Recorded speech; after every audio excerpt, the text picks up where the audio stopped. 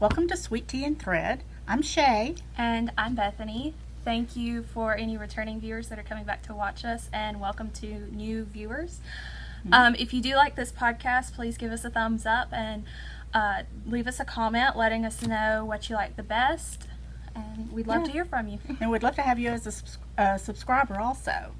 So we're going to dive right in. We're going to start with crochet, and this is a pillow I did, and it's just your basic granny square, and I used the Classic Elite Liberty wool to make it. It has a long color repeat, and I love playing with this yarn. And on the back I used Berroco's Remix. And did you use the worsted or the I used the worsted. Okay. Yeah. So it's just the remix. It's not remix light. Mm-hmm. And this is a half double crochet that I used to make the bag. I thought it made a really interesting. I mean, if you just wanted the gray side, you could do just the gray. But then when you want color, and so and I made it to fit an 18-inch pillow insert. So I love yarns with long color repeats. I think they're always fun. Mm-hmm. So. Okay, and then let's show them this. This is something that Amy knit for us. This is hold this in. An Artyarn pattern. I think it's and yarn that we got specifically for LYS Day. We do still have a few kits of this left, and this is the LYS Day Diamond Shawl by Irish Schreier. Mm-hmm. But it's a really good, I honestly think this is a really good beginner lace pattern if you're interested. Amy said that it went really quickly and that it wouldn't be too difficult for a beginner knitter who wants to challenge themselves a little bit to knit. And this yarn was hand painted specifically for this particular design. So this is a hand painted yarn, and you can see it has beautiful variations in the depth of the colors, which just kind of, I don't know, it shows off the pattern really well. It really does. So, yeah. And this is just a really cute little shawlette that you can wear when it's a little chilly out or in air conditioning sometimes. And again, it feels good. Mm-hmm. This is like a cashmere blend? I think so. Let's see, we have the kits right here. This is 80% extra fine merino wool and 20% cashmere. And so you can see the little kits that we have made up. It comes with the pattern and the yarn for, making the project. You provide your own needles, but yeah, it's a great simple project to do for the summer. And then while we're on shawls, I have my long swath of stockinette stitch that I was doing last time all finished. Here's my drop stitch passage poncho from Heidi and Lana. And you want a demo? She has where you can wear it a lot of different ways, and Bethany's really good at modeling, so we'll let her show it off. So you can wear it like a normal poncho. I think she had it where it's a little bit more like a, almost like a cape in a way, where it's kind of shorter in the front, and then you have the long in the back, and then you can even turn it around the other way and have it longer in the front if you prefer. Or one way that I like to do stuff sometimes is just kind of wear it around your neck. It even works for like a scarf under like a coat during the winter time. Yeah, that would be really great. Yeah, that works really well. And it's really pretty because the drop stitch design, it looks like it's ribbed. Yeah, and that's I think dropping stitches at the end of something, letting them run down, is kind of fun. So the kit comes with, we have kits for this, and you can kind of see we have a couple of different color options, but they come with the yarn, the pattern, and a bunch of extra goodies. Yeah. And this is the little project bag. We showed the other goodies last time, but this is the little project bag that comes with it, and their cute little logo. A lot of fun, and so that gets you set up for any of their other projects. So, and the yarn on this was, I think it's 100% merino, Yeah. fingering weight, and then that's the color. We do have one kit in the color that our sample's in. But I'm gonna put these down here.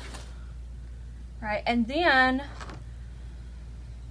we both are like obsessed with like fringe on anything. So, and we're both also kind of obsessed with the Plymouth Forget-Me-Not cotton. So we decided that we wanted to do a fringe shawl. We want it to be really simple, really basic, easy to do. So this monstrosity, this huge shawl is made with 7 skeins of the Plymouth Forget-Me-Not cotton. It is knit from corner down to corner. So it gives you this really nice garter, sideways garter effect. It's used with 2 skeins at a time, so like held double, 2 threads held double. And you increase along one side until you get, you know, your desired stitches, and then you decrease on the other side until you're down to the stitches you started with, and then you add fringe. Yep. I love it. I just love it. I love it so much that I did one too. I haven't got my fringe on yet, but I did mine in green.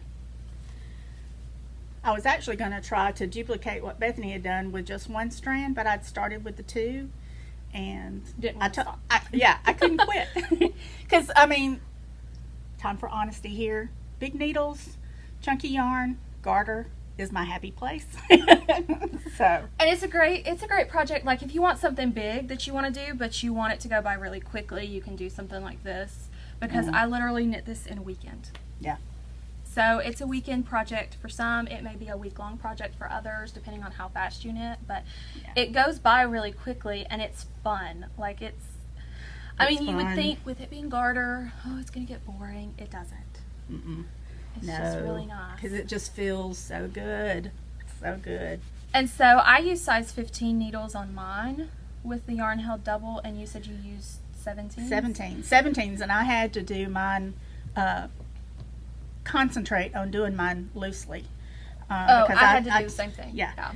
She's a looser knitter than I am, and I tend to be a little on the tight side, but I didn't like my gauge tight on a 17, and I tried a 19, and that was too big for me, so I had to do loosely on a 17, but I love it.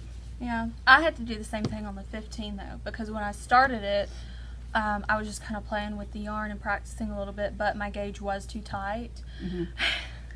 And I was sitting in the living room, and I looked at Mom, and I was like, I have to rip this out. She's like, are you kidding? I'm like, no, because I'd gotten a good length of it. So I just sat there, and I was just ripping it out. I said, this is so fun. I'm going to start all over again. I did mine twice, because I started on the 19s and realized that was too big, and then went to the 17s and thought that was too small. Went back to the 19, ripped it out, and went back to the 19. No, it really is too big. Went back to the 17s and said, okay, we're just going to have to do it looser on the 17s. I think sometimes we get used to our gauge on the needles that we're used to knitting on. Mm-hmm. And so I'm used to knitting on really small needles, like a size 1 for socks. Right. Or like the biggest needle I'll typically knit on is a size 8. And I do that for hats and some like worsted weight projects. Mm-hmm. But like if you go up to a bigger size needle, sometimes you think you have to compensate by knitting tighter, and you don't. Just relax. It's great. Right. So this used, like I said, this used the Plymouth Forget-Me-Not. And there's some really pretty colors. This is the color I used. I think the color name for this is Coral. And it's really pretty in different lights, because it can be like orange, and then in dimmer lights, like it looks a little bit like hot pink. Mm-hmm. But we have lots of different fun colors. And then we have, you know, some that could be more neutral, like if you wanted a white say a white spring summer shawl, that would be great. A black shawl for winter, you know, a tote to go with whatever.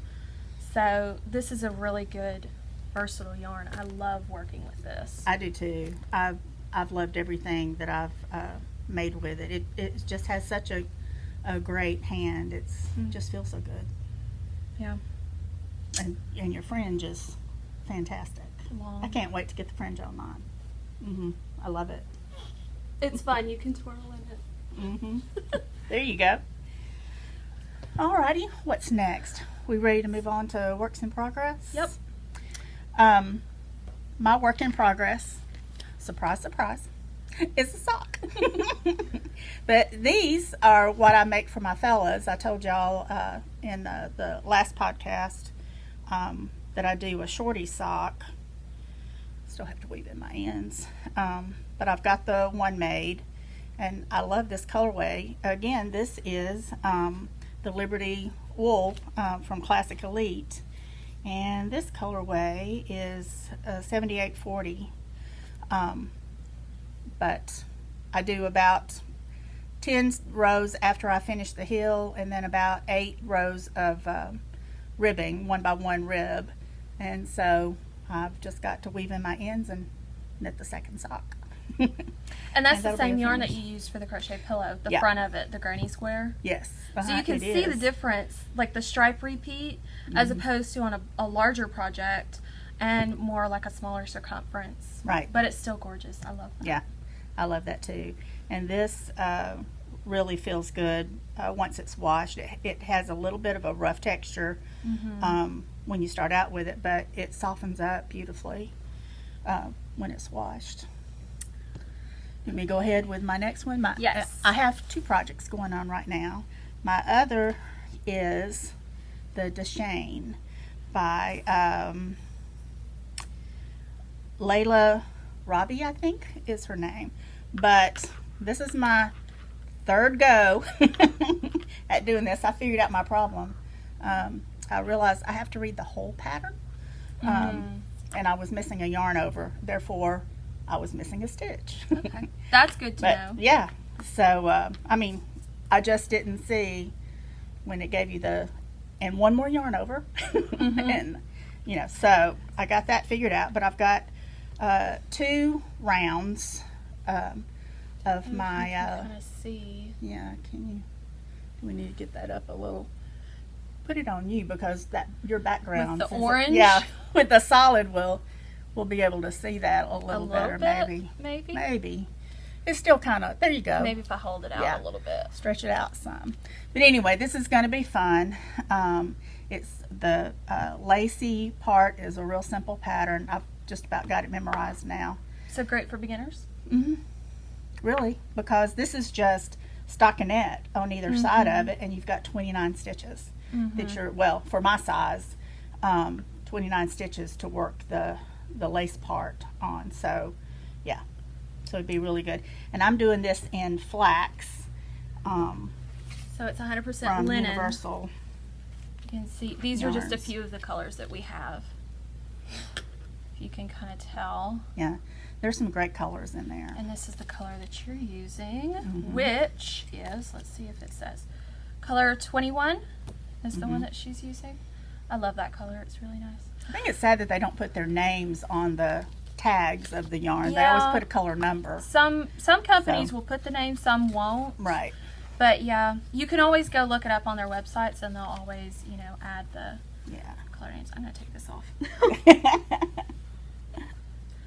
But the one thing that you want to kind of consider when you're doing linen, it feels really rough when you start out with it. Like, it'll be a rough texture, it'll be really crisp, crunchy. The more you handle it and the more you put it through like a wash once you're finished with the project, the more it'll soften up. And it really is a good strong fiber. So it's not super easy to break. Yeah. Some yarns are really easy to split, and the linens that I've worked with so far have not been. So it's a good fiber. Just don't kind of be put off by, oh my gosh, it's so scratchy and rough. Oh, you know, for me, I love linen, and the more you wash it, the softer it gets, and it's comfortable to wear. It's very comfortable to wear. Especially during the summertime when it's 80 degrees outside with 50% humidity. Yeah, because if y'all haven't figured out, we're in the South. And it gets we're in the pretty north hot. part of Alabama, and I'm sure further south. Yeah, and, it's in hotter, Florida, but- it gets even hotter, but like, And humid. It's we can can be still really die humid up in here, and Yep. but All right, I think that's it for me. okay. So, surprise, surprise! I'm using Plymouth Forget-Me-Not cotton again. So this was something I think we showed in the first podcast. I think so too. I've gotten a little bit farther on it. This is the Daily by Andrea Mowry. And I don't remember what size. I think I might be making, she does it by numbers. I think I'm making a size 4. I might be mistaken. But it is a chunky knit that originally was like a wool cotton yarn that she used. And we went with a 100% cotton for my version of it because we wanted to show people that if they are knitting it for somebody with a wool allergy, or they have a wool allergy themselves, or they just don't like wool in general, then cotton is a good option. And it goes super fast. I mean, I haven't had a lot of time to work on this, which is why it still doesn't have the sleeves on it or the ribbing around the neckline done. But the times that I do get to sit down and work on it, I get a good chunk of it finished. Yeah. So That's the one thing about the bulky yarns is they work up, really fast. And that's always nice to get a fun, quick project. and this is going to done. be great in the fall, Oh, yeah. especially in the South, because fall is finicky. It's still warm. It's still warm. It's like pumpkin spice latte season comes around and we're like, it's still 80 degrees. Exactly. So Yeah. this will be nice. A This- wool alternative sweater. Right. It's going to For- be so comfortable. I know, it's already really soft. I can't, Mhm. like when I wash it, Yeah. it's going to be so good. Yeah. I'm really excited about it. So hopefully next time you see this, I don't know if it'll be next podcast. It depends on how much I can work on it. Hopefully I'll have at least one sleeve done, maybe 2. Maybe I'll have a finished sweater. We will see how much knitting I get done between now and then. Right. But, and I am, just a reminder, I am knitting this on a size 8 needle. So the pattern calls for like a 10 or a 10.5, and I got gauge with a size 8. So I am a loose knitter. That's all right. But hey, you just knit what you knit, and then adjust your needles accordingly to get the gauge that you need to get the fabric that you like. Yeah. And then figure it out from there. All right. So that's works in progress and finished objects. And one thing that I wanted to talk about in this podcast was the needles that we've been using the most. We've been using they pronounce it Licka, or some people say likey. It's however you want to pronounce it, really. But these needles are beautiful wood needles, and this is the interchangeable set that I have. It's the indigo interchangeable set and the short tips. So I've been using this for pretty much everything from my sweaters to shawls to if I need a market bag, I'll probably use this to make a market bag this summer.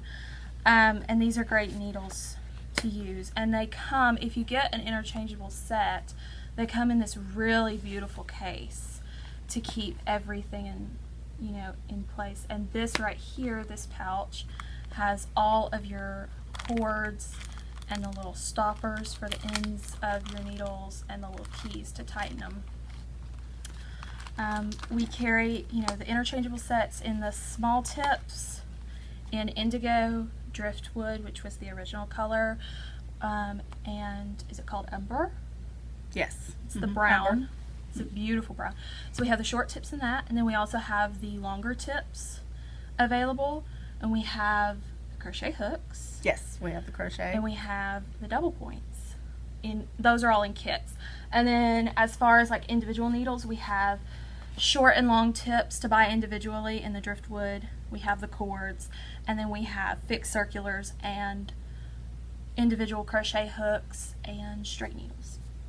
So, but these are the needles that we've been grabbing the most lately. It's what I use. I'm a I use wooden needles pretty much exclusively, unless I have a yarn that just really will not move on a wooden needle, then I'll use a metal. But again, that's my happy place. I just love the feel of wood. They're just warm. I go back and forth, but I like these wooden needles because they're slick enough that most Yes. yarns that do grab can, you know, move really easily across them, but they have enough grip that if I'm using a really slick yarn that's silky or, you know, something that wants to fall off the needle, then it kind of keeps it on there easier than a metal needle would. All right, and we got some sewing. Which I'm wearing. So this is, I'll back up a little bit to show There you go. you. And I'm standing on tiptoes, turn around. This is the Wixton Shift. I made the long version of the dress. So this comes, I don't know, mid-calf?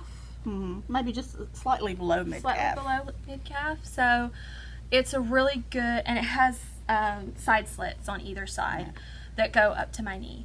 So it's a really good summer dress. It, you know, the long version comes with a waist tie to kind of pull in your waist a little bit, because otherwise I jokingly say it's my hospital gown dress because it's straight down. But this is a really good beginner project, and the pattern comes with the long version. It comes with a short version, which is like above knee, and it doesn't have a waist tie, but I mean, you can add a waist tie if you want to, or it comes with a shirt, which I really want to make the shirt, because the construction of this is great for beginners. So simple. Yes. It's basically shoulder seams, side seams, a neck facing, you're good to go. Other than if you want to add pockets. Or I think whatever, it's just but as cute as it can be. I've got that pattern. I'm gonna do I want to do a shirt. I'll probably do something between the short version of the. I'm gonna lengthen lengthen it a my little shirt. bit, Yeah, yeah. I'll lengthen my shirt because a lot of shirts nowadays in patterns are a little bit of like a cropped version, and from what I can tell looking at different people who've made the shirt online, it's not super cropped, but it is kind of supposed to hit you right there at your hip. Yeah. So That's not the best place for me. I need it just a tad bit longer than that. I wear my shirts a little bit longer too. A crop top doesn't look good on me. So, but it's cute and it looks great on you. You did it's a comfortable too. fabulous job on that. Yeah, it looks comfortable. And I was around worried here- because it's kind of like a check Mhm. plaid, and I was asking everybody, I'm like, okay, so do I match the plaids or do I just go with it? Do I just cut it out?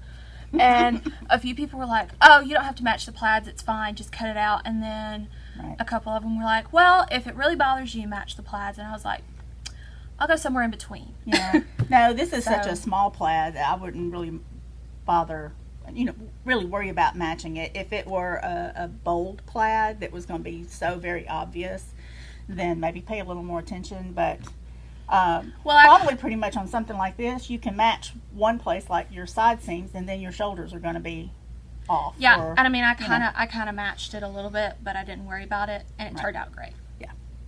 So the only thing I was kind of worried about was the pockets. So I paid a little extra attention to them, just because I didn't want them to be too crazy off. Yes. But yeah, I can see it's that. fine. Mm-hmm. And it's comfortable. Great for summer. I think that's it for us today. Yep. And so, thank you for joining us today for Sweet Tea and Thread. Our sweet tea today is a mashup of Arizona mango punch and Pure leaf. Pure leaf. Just the tea. Regular tea. Yeah, just the regular tea. We mixed it. So, I'm a mango lover, and so if I can put mango in anything, I will. But anyway, see y'all next time.